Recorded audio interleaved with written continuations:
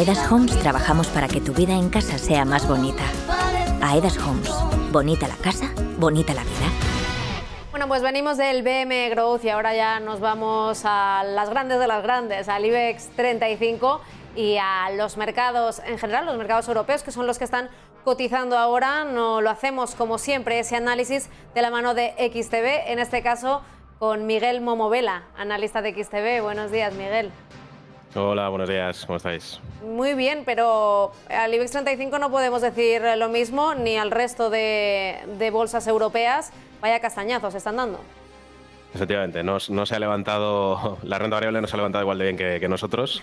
Hoy prácticamente tenemos todas las plazas, tanto en Europa como en Estados Unidos, en rojo. De hecho, a excepción quizá del índice de volatilidad, del S&P500, ¿no? El índice VIX, que es el único que ya está pues, muy cerca del 7,5% arriba. El resto de los índices, pues bueno, prácticamente en rojo, caídas bastante agresivas.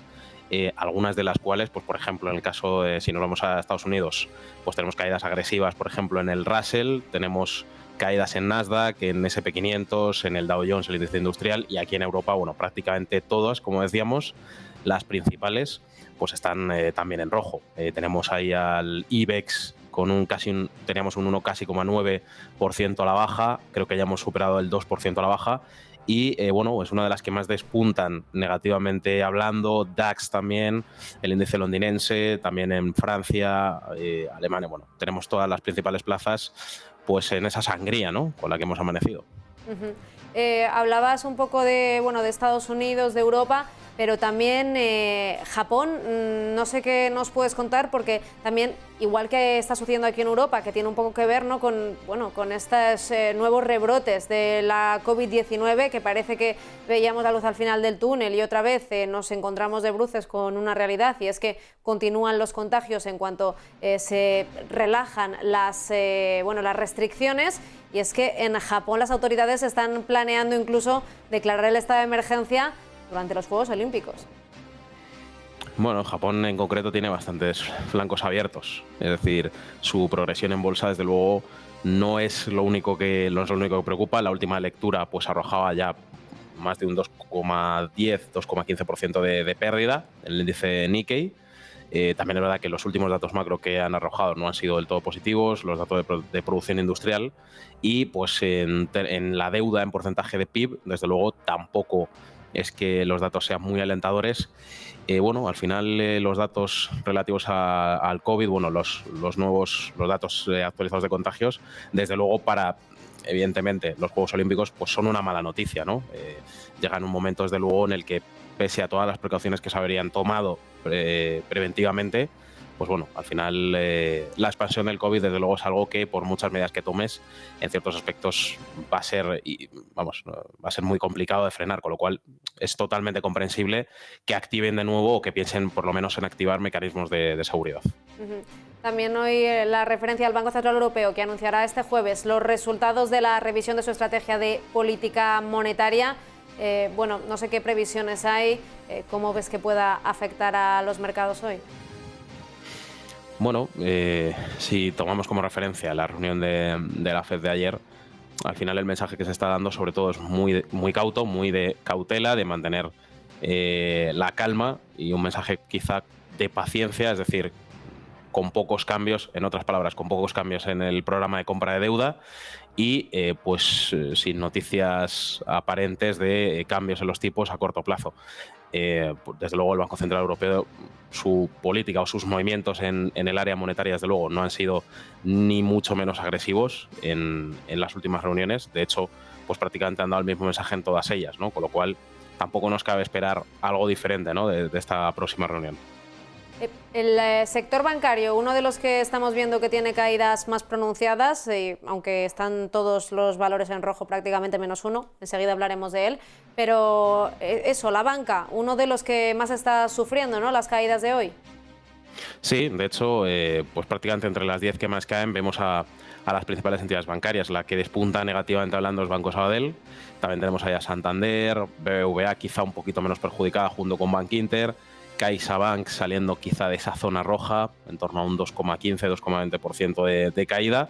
Pero sí, prácticamente todas las entidades bancarias están en números rojos. De hecho, ahora mismo lo que tenemos es el selectivo en general, a excepción de PharmaMar quizá, lo tenemos todo en rojo. Con lo cual, pues bueno, se difumina un poco el hecho de que las cíclicas, igual que estas últimas jornadas nos estaban dando alegrías, pues hoy evidentemente han despertado en rojo. Pero bueno, al final es algo generalizado, con lo cual esto difumina un poco el negativo, el especialmente negativo resultado que están dando hoy las entidades bancarias.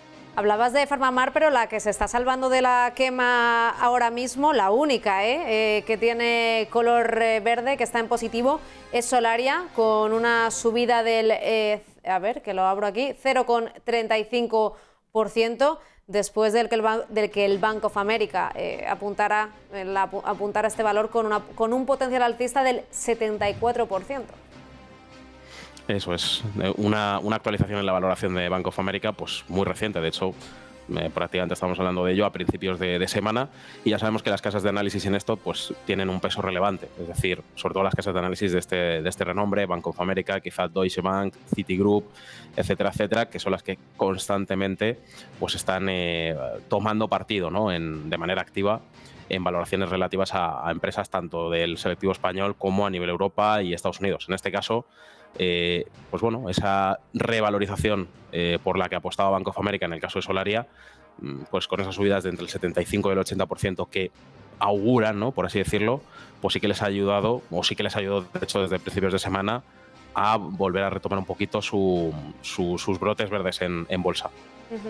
Y ya un poco para ir acabando, Miguel, bueno, hemos visto que ya hay otra compañía china que ha pospuesto, o por lo menos ha frenado, ¿no?, su salida a bolsa en Wall Street. Todas las compañías chinas que están cotizando ahí en Estados Unidos están viendo afectadas por las medidas que está tomando el gobierno chino. ¿Cómo puede afectar esto a Wall Street y a esas compañías? Claro, que ya vemos que, por ejemplo, con el ejemplo de Didi, lo que ha supuesto, ¿no?, estas informaciones que nos venían desde el país asiático en su cotización.